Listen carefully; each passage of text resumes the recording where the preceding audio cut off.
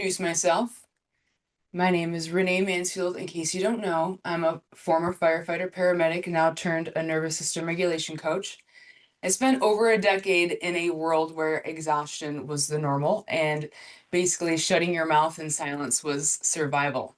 And like a lot of you guys, I thought I could just outwork burnout and just kind of push through a lot of the shit. But my body had other plans. It started with a lot of chronic fatigue that never showed up on blood work. Then it turned into lower back issues, 3 herniated discs later, plus an unrelated emergency surgery, which then triggered a lot of domino effects with health issues. It eventually forced me to leave my career, which I honestly thought I was going to retire from. It really became my wake-up call, not because I wanted to slow down and I chose to slow down, but really because my body physically just wouldn't let me keep pushing anymore. So it led me to kind of start this whole career pivot and change. So today we're not going to talk about time management. We're going to talk about energy management because time isn't what burns us out. Energy mismanagement does. So I've already said it before, but this workshop is an energy audit. It's an honest look at what you spend, lose, and restore with your energy. So by the end of this, the goal is that you're going to know where your energy leaks are, how your nervous system dictates where your spending habits, and how to rebuild your capacity without uprooting your entire life. It's not about becoming calm all the time. That's unrealistic. We're humans, right? But it is about having the capacity to show up fully without crashing. So I want to just kind of tell you about how years ago I was deep in what I now call an energetic overdraft. I was really showing up for everyone else. I was rescuing patients and really just saying yes to everything because that's really what good, nice people do, right? But my body was just raising the red flag, and I ignored it until it just forced me to stop. That is the moment where a lot of us wait for, right? Where our bodies force us to stop. But awareness can happen way earlier if you know what to look for. And that's what I want to try to help you guys understand. Energy leaks just aren't physical exhaustion, they're emotional, mental, and relational. They sound a lot like this: the conversation you replay over in your head 12 times, the text that you answer out of guilt, the coworker you keep rescuing because they fuck up and they're in a bind all the time because you're the strong one or you're the one who always gets it done the right way, and so they constantly rely on you, or the neighbor that constantly just expects you to help them all the time. These are just the micro withdrawals and they add up all of the time. So I want you to grab that piece of paper again, and I want you to write down 3 columns. And I'm going to really quick switch over to this slide. And that column I want you to have is, one column is tasks. And can you see the slides? I want to make sure that it's big enough. Cool. One column is going to be tasks. Another one's going to be thoughts. And another one's going to be relationships. Under each one of these, I want you to jot down things that drain you. So kind of like the tasks or scenarios that you do, the thoughts that kind of run rampant in your head, and then the relationships or interactions that tend to drain you more often. I don't want you to censor it. I don't want you to make it pretty. I just want you to dump it down on these columns. And I'm going to give you a couple of minutes to do that. All right, now I want you to look at all of the things that you've written down. Awareness is your first deposit. So looking over all of these things, and some of them might surprise you. You can't plug the leaks that you don't see, right? And that you're not aware of. Think of this almost like checking your bank statement, right? Yeah, right.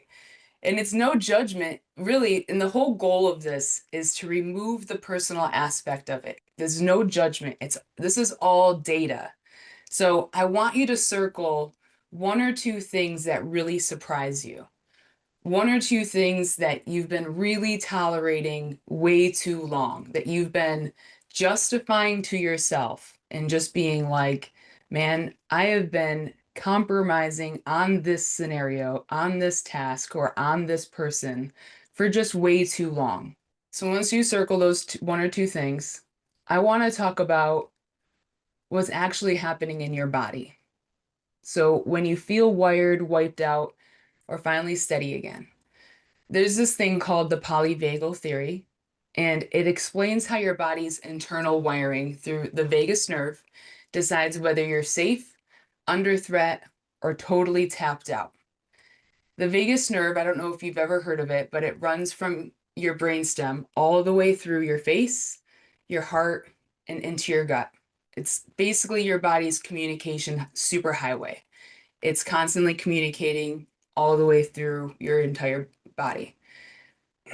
Constantly scanning for cues of safety or danger and adjusting your energy output accordingly. So, when I talk about your nervous system economy, I'm really talking about your body budgets, how your body is budgeting its energy, whether it's time, spend, save, or in shutdown.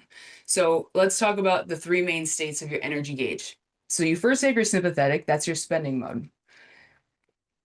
This is your fight or flight system, or a lot of people call it your survival mode.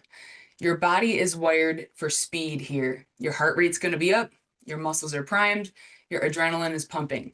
It's really what gets you out of bed on 4 hours of sleep or powers you through your long shifts. But you can't live here forever. So eventually, this account is going to run dry, just like any bank account. That's when caffeine stops working and you start confusing anxiety for motivation. Your body is trying to protect you in this scenario, but your brain calls it hustle. So a lot of the times you think that you're motivated and you think you're pushing through a lot of things, but a lot of it is just adrenaline because your sympathetic is just keep pushing you through. The second one is called your dorsal vagal. This is the debt mode. So when the system is overwhelmed, it flips the breaker. You might also hear someone call this the freeze or the fawn. This is when your body is shutting down. You might still be functioning, but inside you're numb, heavy, and disconnected. A lot of the times, this can show up in your life as you're just scrolling. You might be isolating yourself a lot more. You're doing the bare minimum just to get by. It's basically your body saying you're maxed out, no more transactions. But at this point, I want you to remember if you're ever in this predicament, it's not laziness. Your body is just trying to protect you. Also, this could describe someone has experienced chronic burnout for a very long time, and that's why they're in this shutdown mode. And then the third one is called ventral vagal. This is going to be your wealth mode. This is where you're grounded, clear, and connected. Your body feels more safe, so your brain has access to creativity and problem solving. You still spend energy, but this way you're doing it through stability. This is going to be your energy wealth zone.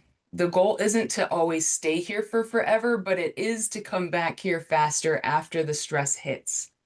Your goal also isn't to avoid the other two states, but it is to learn how to recover from the other two so that you're not remaining in this survival stuck mode all the time.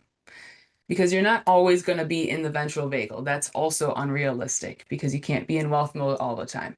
So I don't want you guys to think that like you have this unattainable goal to be in this wealth mode of your nervous system at all times. You have to be into the sympathetic and the dorsal all the time at some points in your life. But the goal is to learn how to successfully get out of it's almost like climbing a ladder. So if you're in sympathetic, then you can get into ventral vagal faster and learn how to get in and out of each other.